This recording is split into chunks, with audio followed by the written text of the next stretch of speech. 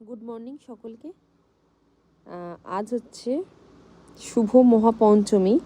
তো আপনাদের সকলকে শারদীয়ার প্রীতি ও শুভেচ্ছা।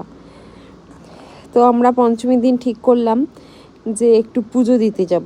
তো কোথায় যাব না যাব সবই আপনাদের সাথে শেয়ার করব। তো চলুন, আমরা বেরিয়ে পড়েছি বাড়ি থেকে।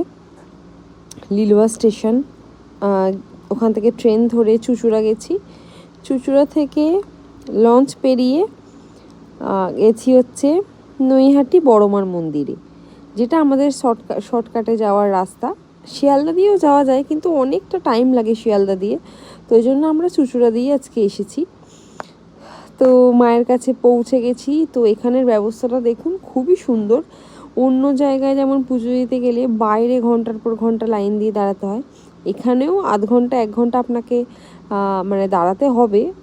তো ভিড়ও হয়েছে, কিন্তু এখানে ভেতরে না খুব সুন্দর একটা ব্যবস্থা করা আছে, যে মানুষের কষ্টটা হচ্ছে না। তো কথা বলতে বলতে মায়ের কাছে পৌঁছে গেছি। তো এবার পুজো দেওয়ার পালা, পুজো দেব মায়ের কাছে। খুব সুন্দরভাবে আমরা হচ্ছে পুজোটা দিয়েছি একদম সামনে থেকে গিয়ে। তো তারপরে সবাই বলছিল নৈহাটি থেকে কল্যাণীটার সামনে, কল্যাণীতে ITI ঠাকুরটা দেখতে যাবে নাকি, সোনা দিয়ে খুব সুন্দর ঠাকুরকে মুড়িয়ে দিয়েছে। তো যাই হোক, আমরা তাই বললাম ঠিক আছে চলো, সবাই মিলে চলে এসেছি কল্যাণীতে। কল্যাণী সীমান্ত লোকাল ধরে কল্যাণীতে এসে ঠাকুর দেখতে এসেছি। সত্যিই ঠাকুরকে একদম সোনায় মুড়িয়ে দিয়েছে, মানে ঠাকুরের যে বাহন, সিংহ,